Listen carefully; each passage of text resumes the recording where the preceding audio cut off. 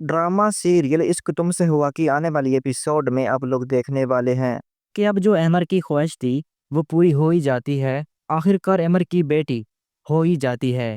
और जिसके बाद गुल और अमर इसी खुशी में दोनों कहीं बाहर घूमने जाते हैं।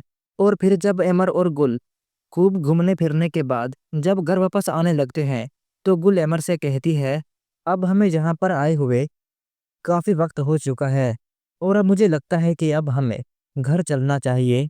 ये सुनकर अमर कहता है, हाँ गुल, तुम ठीक कह रही हो, अब हमें घर चलना चाहिए। और जिसके बाद अमर अपनी बेटी को उठाता है और चल पड़ता है। लेकिन अमर गुल से ये नहीं कहता कि तुम बेटे को उठाओ या बेटी को उठाओ और साथ चलते हैं।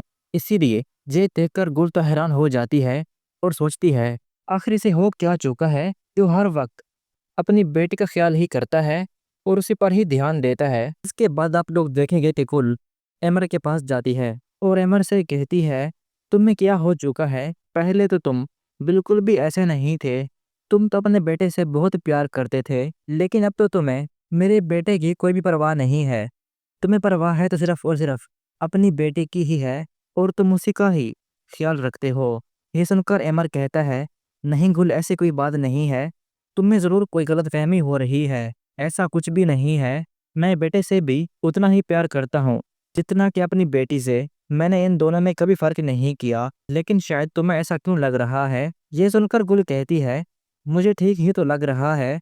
अगर ऐसी बात होती तो तुम इस तरह अपनी बेटी को उठाकर इस तरह बाहर ना चले आते। ये सुनकर एमर कहता है, जो भी है, तुम्हें ऐसा नहीं सोचना चाहिए। तुम जो कुछ भी कर रही हो तुम बहुत ही गलत कर रही हो। तुम्हें ऐसा नहीं करना चाहिए, क्योंकि मैं नहीं चाहता कि अब मज़ीद इस बारे में कोई भी ऐसी वैसी बात हो